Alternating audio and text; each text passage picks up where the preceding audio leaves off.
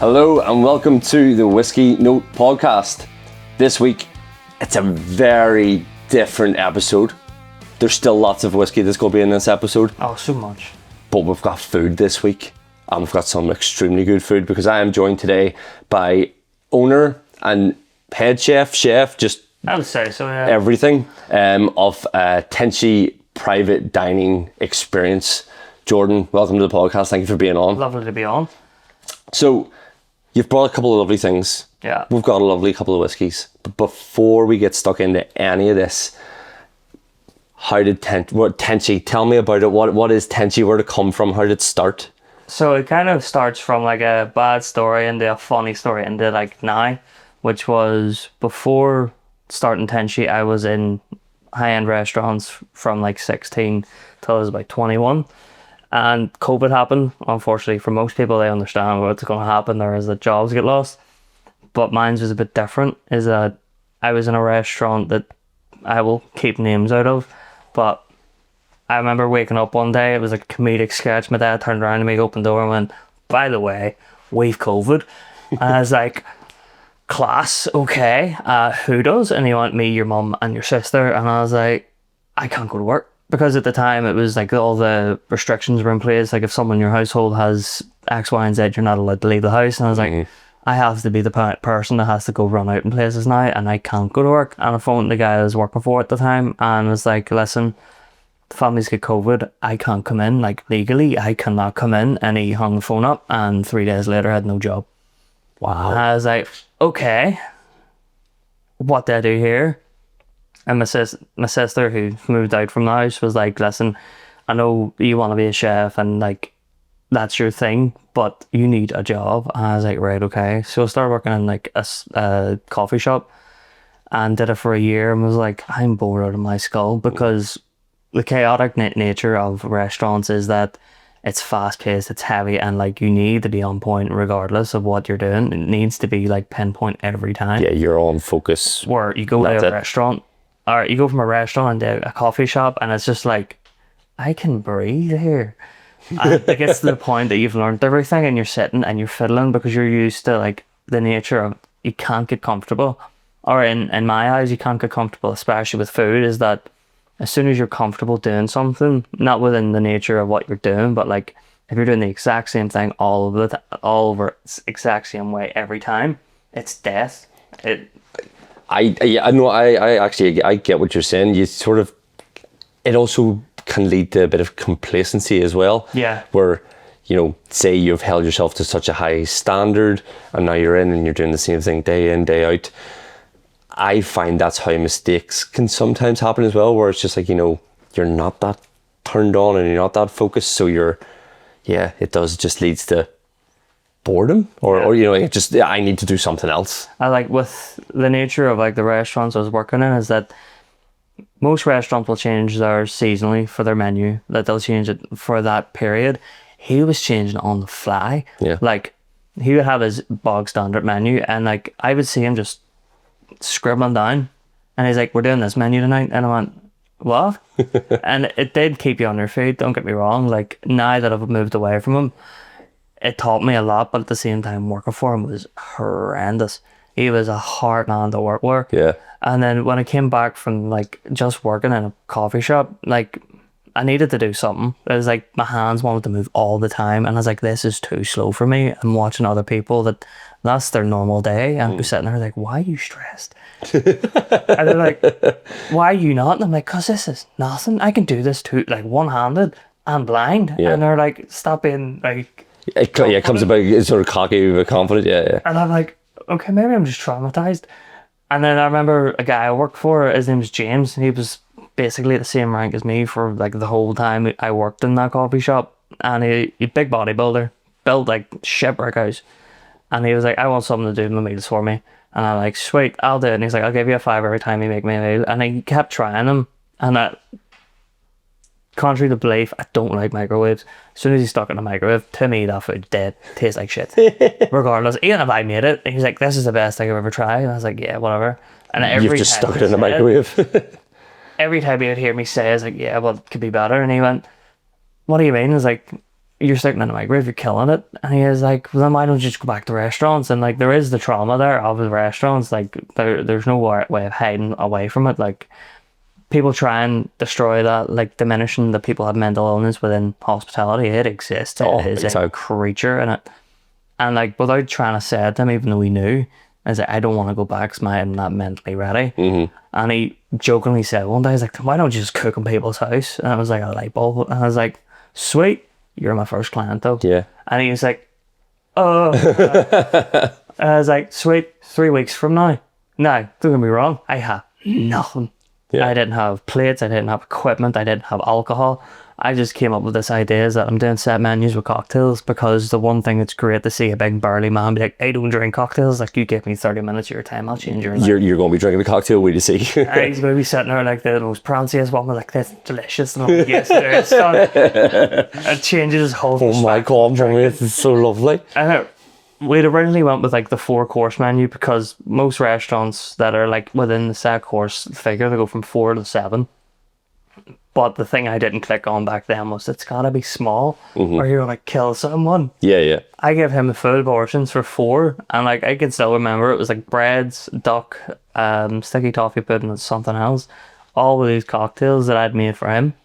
And like the main concept comes from that kind of style is that I talked to him of what he liked. He hadn't a clue what I was doing, but I'm building the menu to his taste. And I remember we'd finished the night. He was literally sprawled out on a sofa, rubbing his stomach that he was that full. And I'm like, that's a good sign. And I said to him, I was like, what do you think? And he was like, you need to run with this. You've got something. Yeah. And like, there's the two creatures I keep in my head is that one's like, yes, this is a great idea. And the other one's like, you're going to fuck it up. Yeah. And I'm like, we need to listen to this one more. Because if this is going to work, it's going to work. But I don't want to be in the 70s and went, we should have tried that. Or I was like, I can try this now. This could flop in 5 years. But at the moment, it's my job to make sure it doesn't. See, you sort of live by one of my favourite sayings, which is regret the things you do, not the things you don't. Oh, 100%. And I think, like, even it's sort of like, you know, I've known you for quite a long time. And I actually remember when you started this and it came up on my feed and I went, oh, that looks interesting, not even knowing that it was you. And then as soon as I started going, I was like, this is, it's okay, right, brilliant, this is fantastic. Because again, at that time, to me, that was something different. Yeah. That was something that wasn't happening. That was maybe in the upper echelons of people with a lot of money would have been maybe having that kind of thing. But whenever I saw that you were putting out in the menu came out, I went, that's interesting. That's new. That's a very new take on fine dining and private dining. And the fact that you cater to the specific person as well, I thought was often extremely, you know, well thought out. Like you touched on something there, which is interesting. Most people hear me speak about it, is that as soon as you mention the words private, they think, oh God, I'm going to be out hundreds of thousands. And it's funny because I do this little like skit with them. Is like, right, sweet, you're going to a restaurant in town and you've got 3 drinks and you've got 3 courses, and I'm like, how much are you expecting to pay in the centre of Belfast in like a really good restaurant? And I already know what those prices are. I've been in them. And they're like, oh, like 150, 200 pound. I went, how about 80 quid? And they were like, what? And I'm like, yep. He's like, you gotta remember, I don't have overheads. I don't have to keep a building alive, and I don't have like, don't get me wrong, I have 1 staff member and they're paid better than the job we work in. And that's not like me being big-headed, it's just the truth. And I remember like going back to like when it started, the first year, I had like 4 clients. And I got to Christmas and went, what am I doing? This is so stupid. Got to January, just light bulbed. I went, oh, okay, what are we doing? Yeah. Oh no, what's happening? It was moving so quickly. And I went, we need to adapt to this real quick. Yeah. You need to understand that you've started this, you gotta run with it now. And like, one of the first clients that I actually had that wasn't James came after him. His name's Paddy. And I remember he sent me a message on Instagram, and the way he explained it to me, I was just like, he's like, such a scam. He's like, hi, my name's full name. This is what I do for my job. he like manages like a gym, blah blah blah. I want you to cook for me. I went, you're a fucking scam. This is the bot coming in here. I went out to James because he goes to the same gym I went to, and I ended up going to the gym he runs. And like I just did this in the middle of a line. Sorry, who went, is he real? And oh, that's Paddy. I went, sweet. Went out the back. I was like, yep, no worries. And I remember, When do you need me to come down? yeah, it was like the main thing I always say is it has to be 2 weeks in advance. And when people are like, why? It's like, you gotta remember, I'm catered to you. Yeah. I'm not building a menu to like, yeah, you're gonna eat it and not like it. It's, we're gonna sit and we're gonna be like, what do you like? What do you not like? And then there's also the health and safety side. I need to know of, am I gonna give this to you and you're gonna die? Yeah. Which is the thing that most people like in restaurants, yes, they will cater to it, but there's like almost like a taboo against it. They're like, oh, I'm celiac, and you will get an eye roll from here, Yeah. pork. And it's like, you have to understand, yes, some people are just, they're health freaks, but also if you kill him. Yeah, there's genuine concern. I mean, when you arrived tonight, before the hello, well, how's it going? Can you give me a hand in with this? The first question you asked me was, do you have a smoke detector? Yeah. And I knew what you meant by it, because I knew sort of briefly from some of the stuff you do that you were going to come in and you were maybe going to be smoking stuff to maybe put in the whiskey, or maybe smoking stuff with your food. And it was like, if you have a smoke detector, it is probably going to go off. But it's knowing those kind of questions when you're coming down and saying, you know, people don't think about that, especially if they've never experienced something like you do, where it's their house becomes the restaurant. Yeah. You know, you're coming and you're supplying everything and you're cooking and you're bringing everything with you, but their house needs to also maybe meet some certain standards for you. Well, yeah, like when most people book me, that it is a very niche thing, so I understand when people have questions, and I'm always open to questions, regardless of if it's, people think they're asking stupid questions. I don't believe in stupid questions, because at the end of the day, it is intrigue. And a lot of them like, do I need to have plates, cutlery, and all this stuff? And I'm like, no, I bring everything. And they're like, you couldn't bring everything. And I'm like, you'll see on the day. Yeah. And I remember like some of them I've rolled in with for specific menus. I'll have specific equipment like a sous vide, which is basically just a big tub. It's like a hot tub kind of thing for food. Mm-hmm. And like knowing you whop out something like that, or like a ISI charger, which is to make a phone. Okay. People look at them like they're spacecrafts from like an alien universe. Oh yeah, you brought out that smoker, and I looked at it and went, you're like, I have a blowtorch. I'm like, you what? Why do you have a blowtorch? And I'm like, no, where do you see it? And then next thing, this huge contraption comes in with a hose coming out of it, and you're opening that up, and next thing you're, and the smoke's going off, and this is filling up. I'm like, what's happening in my kitchen right now? So I think this is something producer Holly wants to know, and I'm very interested as well. Something that we talked about off camera there before we started, that there obviously is with the name Tenshi. You know, it gives that sort of link to Japanese food and stuff like that. So probably a 2-part question. 1, where does the name come from? And 2, then what we were talking about off camera was, it's not strictly always like Japanese food that you would go for. No. So where did the name come from first, I suppose? The derivative of the name is, it's a translation in Japanese to the word angel. Mm-hmm. I remember sitting in college, and like when you're going through the college system for being a chef and stuff, the level 3 is like you're planning to run a restaurant and manage a restaurant and open one. And in my head, because it's very like, most people have thoughts, I have like imagery, and in my head this name of angel always popped up, and always for some reason it was like high-end restaurant, very open kitchen, pastel colors with the name angel.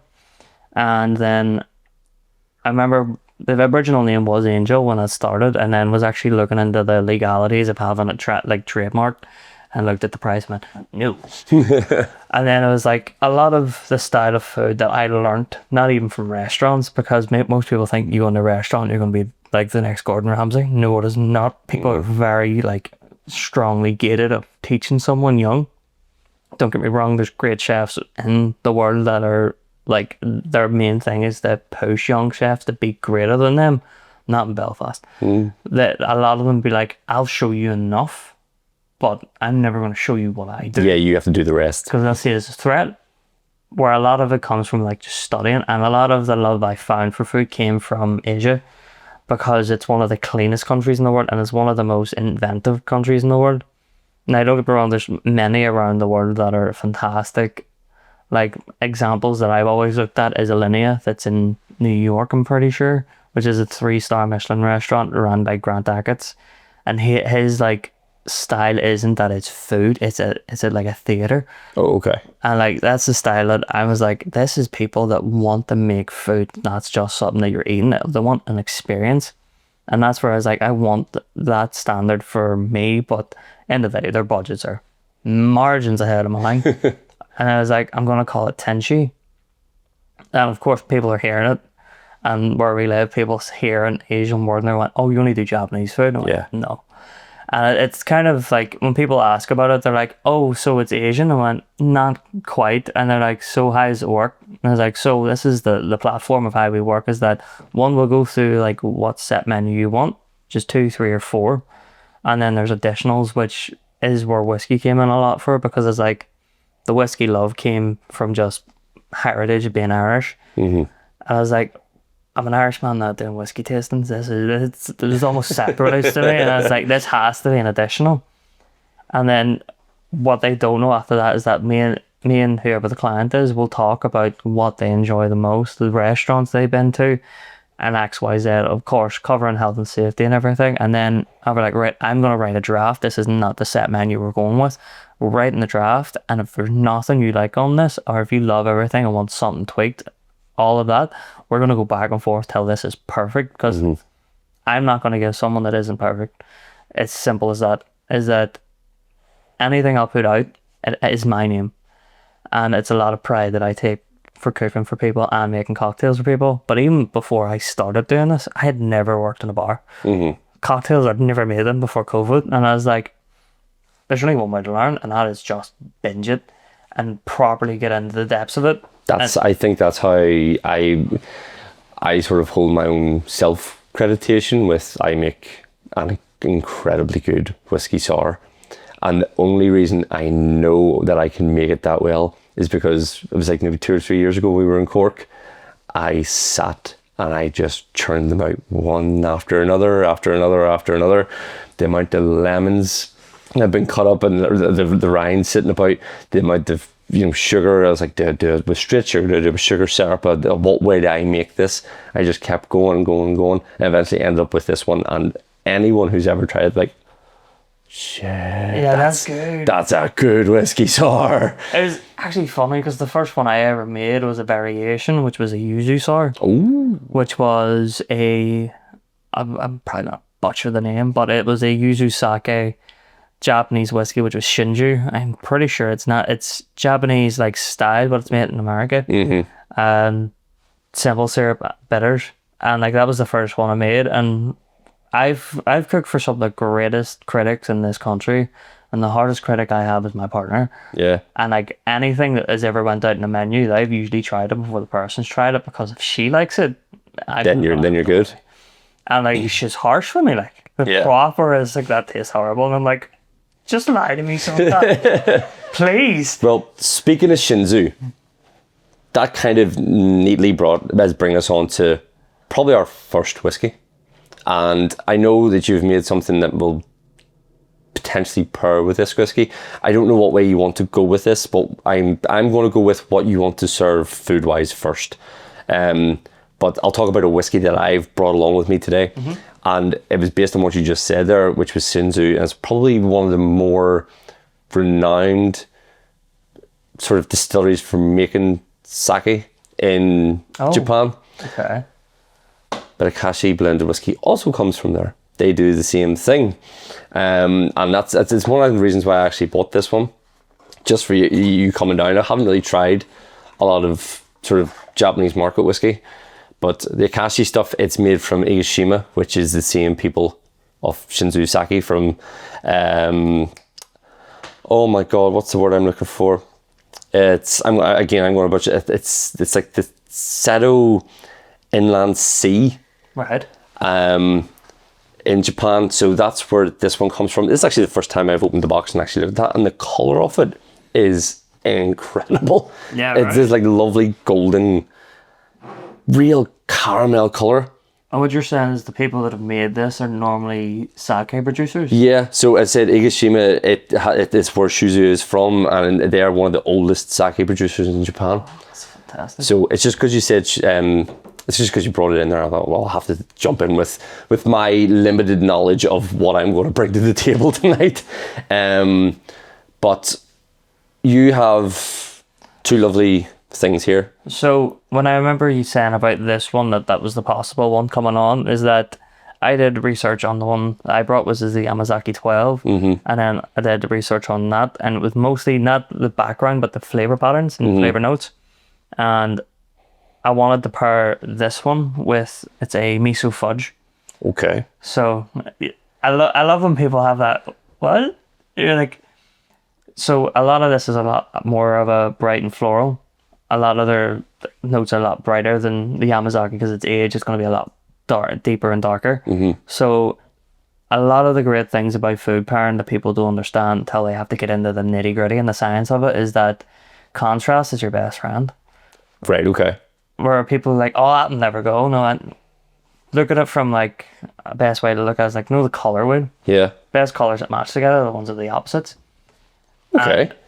So this is going with light and floral. So what was miso? What exactly is that? So miso is a fermented soybean paste. Okay. It's a massive thing in Japan. It's also great for like your health as well. There's a lot of antioxidants in it. A lot of people hear the word ferment and they go, it's off. And I went, no, it's not. Like the people that make like fermentation, don't get me wrong, it's a very new modern thing that only got brought into restaurants and kitchens in the 20th century. And one of the biggest names behind that was a restaurant in Copenhagen called Noma, Okay. owned by Rennie Redzepi, which he is very like the forefront of fermentation. And when people hear it, I get it when they're like, there's mold on that. And I'm like, there's a reason behind it. This is like, if you ever look up Noma, it isn't a restaurant, it is like a lab. It is like, I like to mess around with fermentation, but they take it to another level. It's like a full sanitary lab that everything is like temperature controlled, everything. They have kojis growing and like making vegan options that no people would even think about doing. Like, he is a mad scientist of what he does, but unfortunately I'm pretty sure he's closing Noah soon because of the amount of work it takes to do that. Just actually produce it. It takes years. Yeah. But miso, for me, it's the best way to explain it is savory but also very nourishing. You take the contrast of salty and like savory, big sweet note, add them together, you're gonna be like, this is interesting. It's not that, oh my god, this is great. It makes your brain think because it's trying to take the complexity of something and make it into one. Okay. Take a floral note, you're adding more complexity to it, that it's more enjoyable for your brain to enjoy. That I find that there's a thing with me is if I eat food and it's the same thing the whole time, I will just stop eating. Yeah. Which it seems bad for most people. Like, oh, he's so picky. He's like, no, I'm just bored of what you're giving me. Or like, if you give a complex thing, that you're giving your brain something to think about all the time. So with that being so floral, and this will be the most weird salted caramel flavor you'll ever taste. Okay. Because most people, when they think of miso, they'll think of like miso soup. Yeah. If you ever go to, because like, that's the only time I've ever heard of that word. So I'd never known what it was. I've just wrecked the label of this. So a lot of like, there's like the flavor comparisons people have, which is sweet, salty, bitter, and like spice. But there's one people forget about, which is derived from Japan. They were the ones that founded the word for it, which is umami. Yeah. But a lot of racism came from that too, which is interesting. Right, okay. One of the biggest and easiest ways to get umami into food, which is naturally in food, before people are like, oh my god, that's a chemical. It's not a chemical. It is in your food. It's in tomatoes and everything else, and a lot in mushrooms, is MSG, which is monosodium glutamate. Yeah. Take it down, and if you want to simplify it for people that are afraid of the big word, which is it's salt with glutamate in it, which is a basic chain amino acid when you're in your body. And when you tell people the actual science behind it, went, so it's salt but fancy. I'm like, yeah. Yeah, fancy salt. But in America, they had this whole thing that they called, I think it was like the Asian headache, because supposedly all like the fast food Chinese chains would have a lot of miso in their or a lot of MSG in their stuff, and it was making people sick. That's a complete lie. It was fast food was doing well with like Asian food there, and they're like, oh, blah blah blah, this is gonna make you sick because it has this in it. Yeah. I've had a lot of MSG in a lot of food, and it makes no difference unless you're taking it by the spoonful in your mouth. Which, if you did the same with salt, it's gonna be a sodium overload. Yeah. But a lot of people, they don't want to tear away from their box of complexity. Like they're like, I will, especially in this country, is like, I want my meat brown, my potatoes, and like boiled to a cinder. And you're like, no wonder you wanted to step out, because like you're at a basic level of eating food. Yeah. When people go to fancy restaurants, like, I'll never like that. It's like, you haven't tried it yet. building yet. Yeah. And they're like, it's something that fathoms my brain, but there's points where like even my partner, like, there's no point trying to talk to them because I'm never going to listen to you. And I'm like, yeah, but I can change their mind. Yeah. Well, this smells absolutely gorgeous. So I don't know the age statement on this. All I know is where it's from. I've never tried, with the exception of the sort of the Togi Suntory stuff. I've never had any sort of Japanese whiskey, but that smells absolutely incredible. I'm getting like, just on the nose, I'm getting real sort of like orchard fruit, like real like pears and apples. Almost like summertime seasoning. Yeah. It sort of lends itself to what you were saying there, so that light and floral sort of scent to it. Do I try the whiskey first and then the food, or what would you recommend? I would recommend trying it without and then trying it with it. So take a bite of it, try it to know what the actual flavour is. Okay. And then let your second bite, put it in your mouth, and then try the whiskey with it and mix it with it. Okay. So keep the whiskey out first and give the food time to sort of filter into it first? Burr. Okay. And then your next bite, have it, of course, chew it, and then add the whiskey to it and let it mix. Okay. Right. Show me what I'm eating first then. So what we have first is our miso fudge. I'm going to pass one off to our cameraman. Ooh. And the best way to explain this is that take like your basic standard, like you're almost taking a fudge and you're taking like a salted caramel that isn't salted caramel. Mm-hmm. It's more complex than salt. Yeah. And what you're wanting to have is that you're wanting that umami flavor to kind of be like, oh, this is interesting, my brain, I want you to eat more, but it's also sweet and savory. Yeah. That you counterbalance in your palate to be like, oh, this makes my brain go funny. And then there's the whiskey, which is extremely light. So you're wanting it to basically come together and bind to itself to be like, oh, this is something completely different. This is very interesting again, because again, for anyone who isn't watching on YouTube and is listening, what Jordan's given, it's like it looks like a very concentrated brownie, in the sense that it's not that sort of usual brownie that you're going to see. It's not. That's our dogs in our background, by the way. I do apologize. So it looks more closer to a chocolate. Yeah. But I said very concentrated. But the first thing that I'm getting off this, and I've only recently learned what umami was, by doing the Sensorium down in Belfast. If you haven't, go and try it out. Not sponsored, but the Sensorium is fantastic. I haven't mind yet. And they teach you everything about sense of taste, smell, all the different flavors, every sort of sense that your body is meant to have, and how it interacts with how you're tasting whiskey or tasting cocktails and tasting food. And that's where I found out what umami is. And the first thing I'm getting off that straight away, there's two, and it's mushroom, as you said, and soy. Yeah. Like a soy sauce. And I'm gonna have a try. So you said take a bite of this first. Mm-hmm. Oh wow. You like it? Yeah. Oh my god. That's sensational. Delicious. Again, so you're getting the salt, you're getting the caramel that you've just sort of spoke about there. It's not very prominent. It's not one of those flavors that is overbearing to the rest of what you've explained there. You are getting it's a mixture of sweet and savory. It's absolutely so well balanced. Like within the Japanese cuisine, miso, especially when it's used in soups and stuff, it's not there to overbury you. It is to basically clean your palate before you eat something next. Like classic ways with like a bento box is that they have miso soup on the side for the reason of like there's multiple things for you to try and you're supposed to drink it while going through them. Going through them all. Because it's going to cleanse your palate but not completely destroy it in the meantime. So so now what you're suggesting is we'll take a bite and then let the whiskey sort of come in.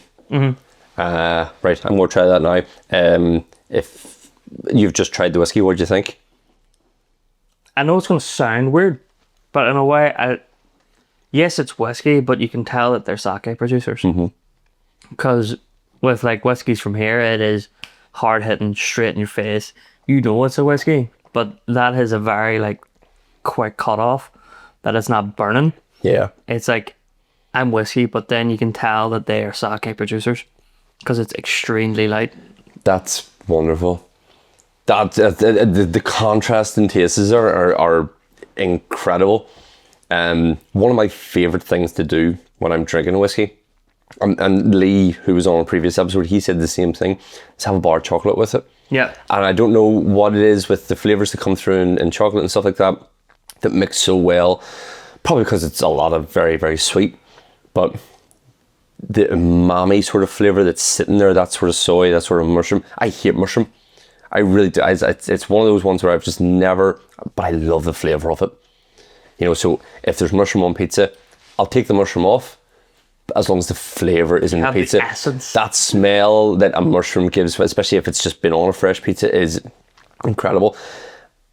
Whenever you said mushroom in this, or whenever you said that mushroom was part of umami and stuff, I was like, maybe I'm not going to like this. That's just incredible. It really, really is. And a great whiskey to part with. Honestly, I think I know this is a whiskey that I brought, but you'd obviously done your research on it, and you'd said that this was maybe one that would be good to go with something that's a bit more along this line. The reaction I love seeing people. Like, try. I just stuffed the rest of that in my mouth. That's gorgeous. Don't worry, you can have as much as you want. Like, the one thing that, it sounds very cliche, but when you work in restaurants, and the reason I actually love doing this for people in their homes is that, yes, I love cooking for people, but it's cooking for people is that you get to see how they respond. And like, don't get me wrong, a lot of my brain thinks when people will be lying to me, it's like, oh, this is great, and I'm like, you're talking shit. But there's a point where you're like, why don't people lie to you?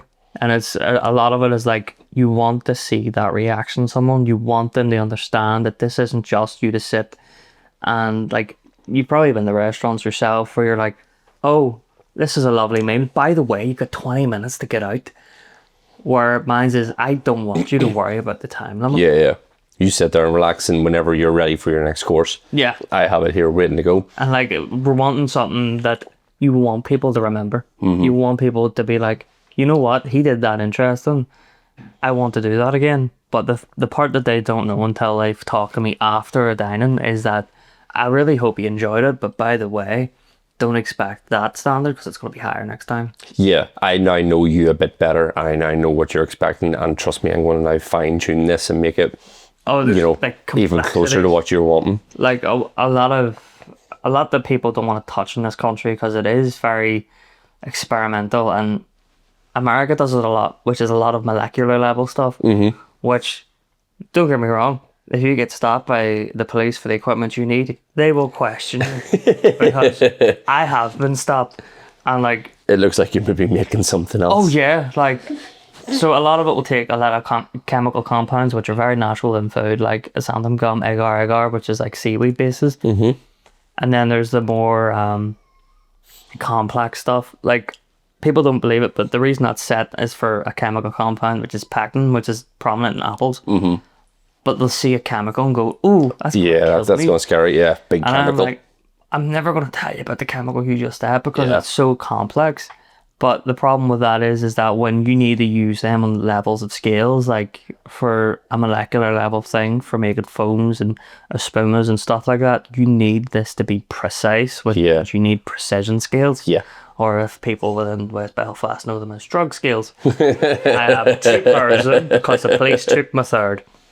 And I remember coming home one day and I literally had them there because I just finished for a client, and I got stopped in normal check, and the guy went, "What's that?" And I went, "Oh, here we go." He took it. This is for making fudge. And he was just like, "Why is there white substances in this?" And I went, "There's nothing I can say that won't make this funny." And he went, There's nothing I'm going to say that isn't going to make you get out of my car and spread. "Yeah." And like, you know, well, why is there a white substance in this, sir? And I went, "I'm a chef." And he went, "Get out of the car." It's just not helping. You're just not helping yourself. A chef of what, sir? And he was like, "Right, I'm going to need to take this." And he tested it when he was there. I had to sit there for an hour, and he came back to me and went, "Well, it's not drugs." And I went, "I told you that." Like a beaten dog. I was like, "I'm sorry." Do you want to try it? I wish I had it with me to be like, "Do you want to just try what it's actually that's for?" And he was like, "So it's xanthan gum?" And I went, "Yeah."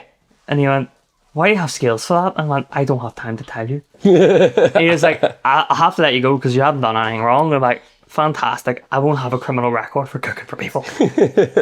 That whiskey, there's something that's coming through now that I've tried both together, and I've sort of almost refreshed it a wee bit more with the whiskey by itself.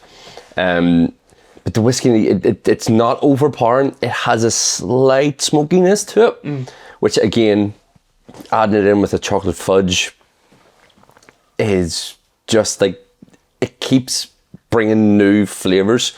I think the thing with that whiskey as well that I'm really enjoying, it has, I'm going to say this and it's going to sound maybe really off-putting, but I mean it in this way. It has a sort of oily texture to it. Yeah, it lingers a wee bit. And what it's doing is so chocolate in itself really coating the tongue with a lot of flavour and a lot of substance, adding the sort of the oil from the whiskey to it as well. Yeah. It just keeps that mixture turning, and as it sits for a while, it just keeps unlocking new flavours, which is just fantastic. Like, I mean, this is something that you could enjoy one of those across a dram of whiskey, and you know, you're not having to go out and maybe do a full bar dairy milk as I would, and I'm not talking about the little small bars, I'm talking the big boys that you only get at Christmas. You know, that's me. I'll have one of those. Now, I've never asked the chef this question, so I'm interested. Chocolate in or out of the fridge? Depends what you're wanting it for. Okay, I'll simplify it. Bar dairy milk. Oh, it's in the fridge. Thank you. See, there we go. I'm going to take that as gospel, and that everyone's going to agree with us now that 100%. It has to be in the fridge. There's just something about that snap. Yeah, has to be a snap. Yeah. It's definitely, if you're in a shop and you're, say, buying me a bar of chocolate, if it's already snapped, nah. No, don't but just put that one to the back. I was like, I need one that has, I can get in the first crack at it. What I'm going to actually do for you is, because you mentioned smoking, is that this has been brought for the podcast, where a lot of, with the set menus, is that I can't come to somewhere and not show someone a cocktail. And what this is has been named the Shogun Note, which is one that derived Japan itself with the Shogun era of back in the day. But a lot of the complexities to this is that it's based on a classic, which is a Boulevardier, but more catered to Japanese palate. So what's within it is walnut, plum, and Angostura bitters. And then we have a Umabushi plum wine, Regal Rogue vermouth, which is bold red, and it's our Naked Days whiskey. Naked Days is a fantastic whiskey for especially cocktails because it's extremely light. Like, if I'm making a whiskey, like a cocktail based whiskey for, like, say the Yamazaki, I'm never going anywhere near anything that isn't just an old fashioned, because it will destroy it. Complex cocktails should be for the easier ones to blend. Where if you have a complex whiskey, it's been aged for 24 years, you're like, here, let's stick in a whiskey sour, and you're like, you're getting none of that anymore. You're just taking everything out of it. We were talking about this the other night at one of the it was Method and Madness, and I was having a lovely chat with Bar Stapleton, who is he called himself the head distiller. He basically runs a micro distillery for Method Madness down in Middleton in Cork. and we had Joe McGann as well, who'd be one of their sort of the northern brand ambassadors for Middleton Distillery. And they were saying, drink whiskey your own way.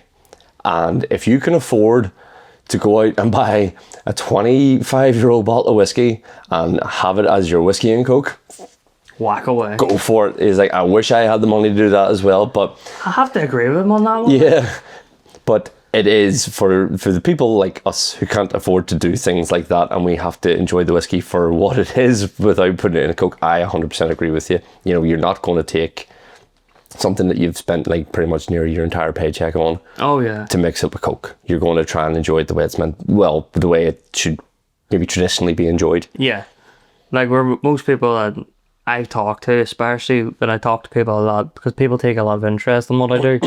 They're like, the first question I'll ask them is like, what kind of drinks do you drink? Because you can take a lot from that and they don't even know it. Yeah. That, not to say it's a sexist thing, but most men will be like, Guinness. And I'm like, I can make you 4 cocktails from that one word you just said. Where a lot of people are like, I don't like tequila or gin. And I'm like, that's fine. I've got other things to work with. And like, I don't like, the ones who are like, I don't like all of these. And I'm going to change your mind on at least one of them. Because most people, they'll try something once and they'll be like, I don't like that. And it's like, there's hundreds of thousands of versions of this. I did that with vermouth. We vermouth were in Malta, and it was a vermouth cocktail. Now, bear in mind, we were staying in an all-inclusive all-inclusive hotel where they were just churning it out, probably low shelf vermouth, and it was whatever they were throwing into, and I was totally against it. I was like, I'm never trying this again.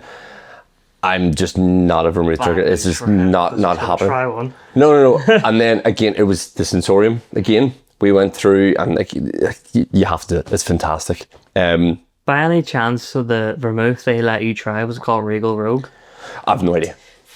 I have no idea. Because the boys that run that, the weird thing from doing Tenshi is that it's given me opportunities, and I remember going to the 66 to do a sit with Two Shores, who is also the owners of Blood Monkey, which is gin, and then Two Shores is their whiskey. Yeah, they were there with the Regal Rogue Vermouth, which is Australian, and the guy that runs the Sensorium was there. So that's why I'm thinking he's probably used that. Could be. Because when we were sitting there, I remember like the guy was explaining it. They do like 4 variations, but the thing that makes them different is that they're organic. Like this man had already his vermouth business for years. It's very successful. He went, I'm going organic, and he had to flip the switch on everything. And I'm sitting there like, you're mad, but I love it. Yeah. No, well, they whatever. So again, at the end of it, once you've went through everything, they have a wee card. You're ticking things and filling things in as you go along. At the end, they take the card away, then they custom make you a cocktail based on what your preferences are. And my preferences had a smoked whiskey. Again, they don't tell you what the whiskies were. So not peated, but it was a smoked whiskey with vermouth and pineapple and stuff like that. It was stunning. It was gorgeous. Flip the switch for me with vermouth. Now, it's not going to be something I'm going to go out and buy and have on the shelf and be like, I'm going to make myself something with vermouth. But I'm intrigued to try this, so... We're going to get into this.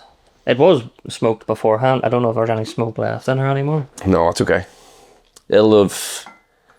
Look at the colour of that. Could you grab yourself a glass? Yeah, of course. I'll cleanse the palate. It just looks like... Because we sniff of that. Oh, that smoke has stayed in there nicely. So what we've used in that is, of course, Regal Road Bold Red, which when I had tried it, there was... Go get the ice cream. We went through all of them, and I brought my partner with me. Because it was either bring my partner, bring my bartender, and she went, I'm your partner, I have rights. And I was like, fair enough. She comes from like a military background, so she's used to ports. Okay. And she's like, right, okay, I'm going to try it. Like, we'll try them. And I remember we tried the Bold Red and I went, this is port. Like, straight, this just tastes like port. And I remember telling the guy that runs the company, and he went, I've heard that a lot. And I have to give a lot of props to that guy, because when he was surrounded by some of the best bartenders in Belfast, he's talking to them, and he went, what do you do? Where do you work? And I went, so funny thing about that is that I don't actually work in a bar. And he got intrigued, and I was like, I'm a private chef that does cocktails for like private events, and like someone tried to talk to me, went, no, I'll talk to you in a minute. and literally give me the time of day. And he went, if you ever need anything, you want it, like get anything, let me know. And I was like, okay. I was like, if I'm going to use a vermouth from now on, oh, she's cracking. See, that was something that you and I were talking about before, as to whenever you put the ice cube in, you have to let the ice cube sit for a bit because it gets the glass to the correct temperature, gets everything to the correct temperature. So when you actually pour the whiskey in, it doesn't crack and it doesn't, like, whereas yours just went. So one thing we'll go with, like, especially the flavour components to this, is that I love an old fashioned, but I know most people won't like an old fashioned. Is that what you're wanting to get there is more plum forward? Oh, I immediately. That's the first thing I got. That was amazing. Do you want a glass? I won't because I have to drive. Mm-hmm. But of course, before I've served this to you, I've tested this. Yeah.